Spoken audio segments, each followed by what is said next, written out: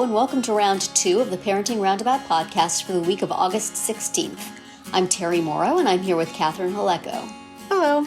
Usually on this podcast, we talk about parenting issues, but once a week, Catherine and I like to get together to discuss TV, movies, books, and other entertainment topics because it's nice to talk about something other than parenting for a change. This week, we returned to making it. Or did it return to us after its Olympic disappearance? And we also checked out a new show starring Schitt's Creek star Annie Murphy. So first, to start out, making it. They did upcycling of alleged junk from the tiny house that Amy and Nick hang out in front of. And then they transformed family heirlooms. Now, I seem to remember there was an episode, Catherine, where somebody got sent home because they had not finished exactly the project they had initially proposed, even though the final product looked just fine and possibly better. And we said, there better not be a week when somebody does this same thing and doesn't go home. Here we had it. Kara got called out for, certain things not being finished the way they were supposed to be, and yet she stayed. And was praised for pivoting. And yes, exactly. Was praised for it in the way that the person who earlier on had done the same thing was not. I'm just saying. Yeah. Anyway, I've been waiting for that to happen, and there it was. So, darn it, making Terry it has been keeping track. Yeah. I mean, you have to find reasons for things, I guess. But, don't ding somebody for something and then not ding another person for the same thing. Yeah. Anyway, the upcycling stuff was fun, I thought, but wholly inorganic. How did they assemble that stuff? Did they say, what's some stupid thing you might find in an attic that you would like to make a craft from? And then they assembled those items? Okay. Well, and the person who happens to do taxidermy in real life. Yes. Oh, look, there's a deer head. I'm going to make something out of it. I like her, and I did think it looked cool what she did, but I was like, well, this is sort of a weird concept. Yes, I agree on both counts. And don't even make I guess they have to make a story about it. They have to be cutesy, but come on. That was just silly. Make them go to the local dump and find something if you're going to do that. Right. If they had brought them to a rummage sale or a Goodwill or something and been you have to find something in this store. Don't just assemble a pile of disparate, funky items. And they were mostly very cool, cool old cameras, cool old telephones, Don't we all have one of those in our back closet? Yes. Yeah, so that was, did not work particularly well, although Melania's lamps were very cool, and so I was glad he won. And just to know how to make a lamp is impressive to me. Right. I mean, I could probably glue the jars together, and it would be a little column. Right. That would be it. So that was an impressive thing. All of the things that they did were kind of fun. And, you felt all right, we have to say one good thing and one bad thing. And sometimes the bad thing was more of a struggle than other times. But this is the way the show is, and you just have to let it wash over you like decoupage paste or veneer. Exactly. Yes. And then the second thing, I believe they did this in the first season too. I can't remember about the second season, where you take a family heirloom and then do something Destroy to it. To make it a craft. And maybe season 1 it was family photos or something. No, I think it was heirlooms. But I'm looking at this stuff and going, should you be doing that? Right. I mean, they made a joke about it later, but still, should they be doing that? Or is this, maybe this is all just fake heirloom stuff? Maybe, again, they said, tell us a funky item that you can pretend is family. Right. Got an old suitcase? Got a clock that doesn't work? Well, and out of 6 people, there were 2 trunks and 1 suitcase. Yes. So do you have a trunk anywhere in your family heirlooms? We have trunks, actually. Huh. I mean, I think I have a clock. I don't have a whole freestanding floor clock, but I have a wall cuckoo clock. That I think I have one that belonged to my mom, and then I think I have one that she gave me, though I honestly am not sure I could put my hands on them. They existed at one time. Right. So I guess I don't really take care of heirlooms any better than they do, but at least it's not disassembled and, right. I lost the competition. Sorry about your clock, Grandma. I took it apart and then I lost. I took it apart and it got me sent home. So it's the worst heirloom ever now. And while the water ski table was very cool. Yes. And that hammock chair looked super comfy. I also am not sure you should have taken those skis apart if they're like heirlooms. Yeah, but I liked... The table was pretty cool. The table was cool, and, then you have a little function, because otherwise you're just hanging them... That's true. ...on a wall, you're clearly not using those anymore, like old, planks. I think technology may have advanced a little bit. So I thought it was... I liked that one. I guess so. It looked like he had a nice little table and then about 50 coasters. They were like little squares of wood. I don't know if they looked like they were coasters to me, but I don't know. Yeah. But yeah, that was cool. I was glad he won. It's always fun to see what they come up with, even though sometimes it seems things seem contrived. Yes. But I thought there were more people still in it at this point. But I guess not. Why did I think there were like 8 people? I don't know. There were only 6. I think there were 6. Still too. So is next week the finals? Do we know when this? No, they kept calling next week the semifinals. Oh gosh. So there's 2 more weeks. I think there's 2 more weeks. I think that's how it's going to go. All right. Well, I was sorry to see the young woman go home who did. She was one of the 3 young women who I'm not entirely sure which one is which, but but still, the one with 2 moms. She's very. That's how you know. That's right. That's how you know. Yeah, no, she's very pleasant and cute, and those 3 young women are. I think I said last week too, doing a lot of fun things on Instagram, posting little videos and stuff. So they're fun to watch. So I don't know. I kind of liked what she did. I thought it was. I did too. And saying, "Well, the light inside is not bright enough," is not really. Is it? I guess.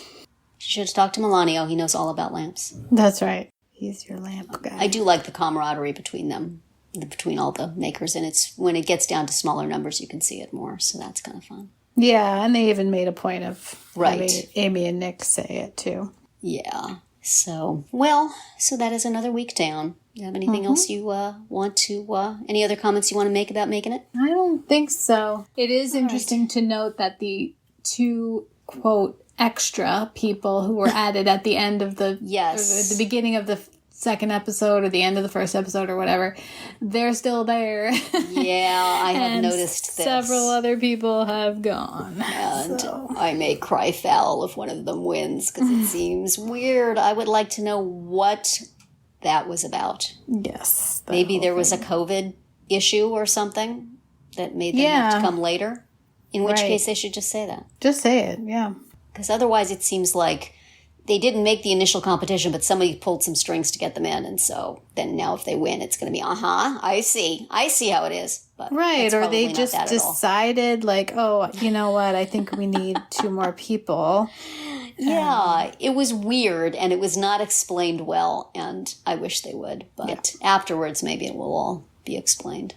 Mm-hmm. But we shall see. Yes. So the second thing we watched for this week was interesting.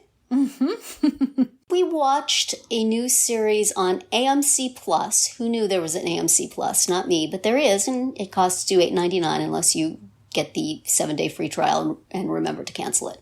Remind me to cancel it. Mm-hmm. Anyway, it's the name of the show is, Kevin Can F Himself, essentially. But the show's titles have fun kind of erasing that word in various creative ways. And it's, how do we describe this? It's like a very, very broad sitcom with an incredibly unpleasant, schlubby guy and his pretty wife who wisecracks and his, friends who egg him on and all of that sort of thing that we've seen in, I would say, more refined versions, but still, that basic kind of sitcom. And then every time the wife is away from the husband, she's like in a kind of a bleak drama. Mm-hmm. And it goes back and forth. And I found both the sitcom and the drama to be unpleasant. I didn't really want to be in either one of those worlds. And I see what they're doing, and it's very interesting from an intellectual point of view. But from a 45 minutes of my life watching it point of view, maybe not so much. Maybe less so. We watched 3 episodes, and, I made it through. I checked the time quite frequently to see how much longer does this go. Because each episode is about 45 minutes, which... Yes.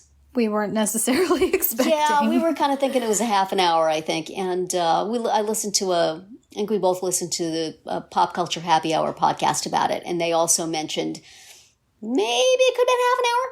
Mm-hmm. Maybe that would have been better. Because it is a lot of back and forth and a lot of, I see what they're doing there. And it's interesting. And Annie Murphy is fabulous. Mm-hmm. Really, really excellent with both sides of it. Right. And so it's fun to watch her after having seen her in Schitt's Creek as a much different character. Yes. So applause to her, and may this further her career in lots of interesting ways. But I'm pretty good after 3 episodes. I think I got it. Mm-hmm. And, if somebody tells me later, wow, the last episode is really great, you should watch it and see how they tied it up.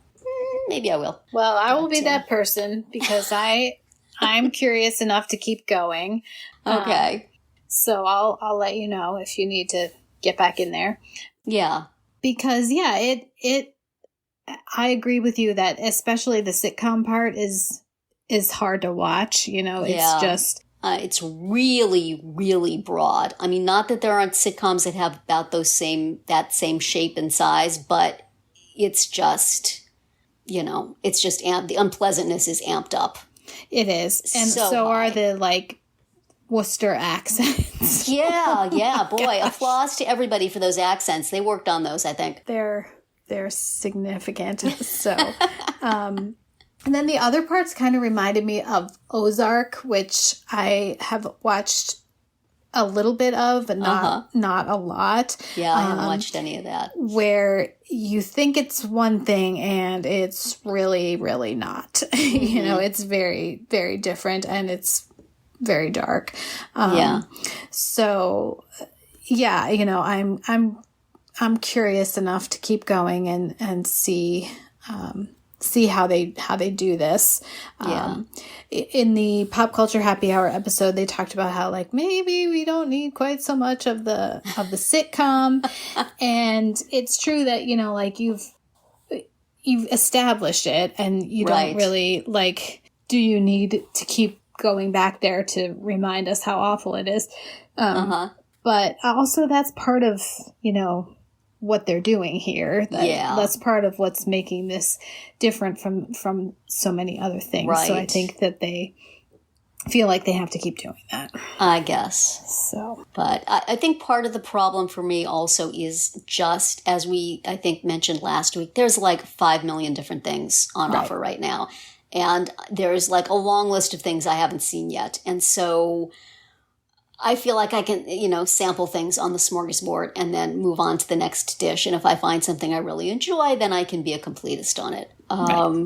So if there was nothing else on, I certainly could consume more of this one. It was interesting. It wasn't fun, but it was interesting. It made me miss Schitt's Creek a whole lot because that was so light and funny and short. It was so short. Very short. Yeah. I never checked how much time was this left on it. I was always, it's over? Wow, that was great. Look at that, it's finished. I can check another one off. Yay. So I think there's just so many other things I want to try that I can just sample this. But I am curious, as they were talking about on the Pop Culture Happy Hour episode, as to how maybe things are eventually going to bleed from one to the other and, how they're going to kind of come together. And I'm curious about that. But yeah, especially maybe not because curious enough to watch. How many more episodes are there? Are there 3 more episodes or 5? I think there's 8 altogether. Okay. Yeah, I'm very curious about that too, especially because of the tendency to always want to keep going back for more. You know, I mean, once a network or a creator sees any kind of success, it's like, well, okay, now we need a season 2. But like, maybe we don't. Right. And I would hate to see this, you know, high concept and so far, you know, pretty well done thing kind of go off the rails because somebody was like, well, we definitely have to go back for season 2. Like, yeah, that would be unfortunate. Yeah. Unless you do it with just a completely different cast and setup, you know? Yeah. A different kind of show, maybe. Right. I don't know. Even then, just do it well and get out of there. Exactly. Yeah. I do have to say that while the wife in the sitcom, I wouldn't want her life. I wouldn't want her horrible husband. I mean, in her life, both in the sitcom and in the drama, is really bleak and unpleasant and heartbreaking. But man, do I like her clothes. She's got all those sweaters and, you know, even though they're like, she's tearing a hole in them in the trash can and stuff, she always seems to have another really nice looking sweater, and I just like her look. And she even looked cute when she's wearing Bill Belichick's hoodie with the sleeves cut off. She did. And she had that wrap dress that even though it got chilly on it, she still looked fabulous. I don't know. I thought that chili was blood at first. I thought that one of the two doofuses like cut themselves and bled all over. Or no, actually, I thought it was pig's blood from the big pig that they were going to roast. Yeah. So maybe future seasons we see their tortured drama reality. The guy who everybody says is stupid, probably he has a whole another angsty thing going on. No, we don't want to see it. It's fine. We'll be done now. Yes. But, so we are going to move on from that, wishing it well, wishing especially Annie Murphy well in this and many other endeavors. Very impressive. But Catherine will possibly revisit it later on just to let everybody know if it ended satisfactorily. But for next week, speaking of things ending satisfactorily or not, we will revisit Veronica Mars Season 4 with one last episode to talk about the wrap-up episode of the Veronica Mars Investigations podcast. And then we are going to put a bomb in Veronica Mars Season 4's car and blow it to Kingdom Come and never talk about it again. There you go. We will also watch much more cheerfully, making it Season 3, Episode 7, the semifinals. Probably without car bombs and, you know, dramatic. It's the makers, like, as they step out of the barn, suddenly they're in a bleak reality where they don't make much money for their creations and they get no respect and they have to take a job at the diner to make ends meet. And then they go back in the barn and it's making it. Yay! Really, stay as sweet as you are making it. That's what we're looking for. And that is going to be it for our round 2 today. Please subscribe to our Parenting Roundabout podcast so you won't miss any of our episodes. We have something new for you every weekday. As always, you can find recaps, links, and an opportunity to comment on our website at parentingroundabout.com. Goodbye, Catherine. Bye, Terry. Bye, everybody.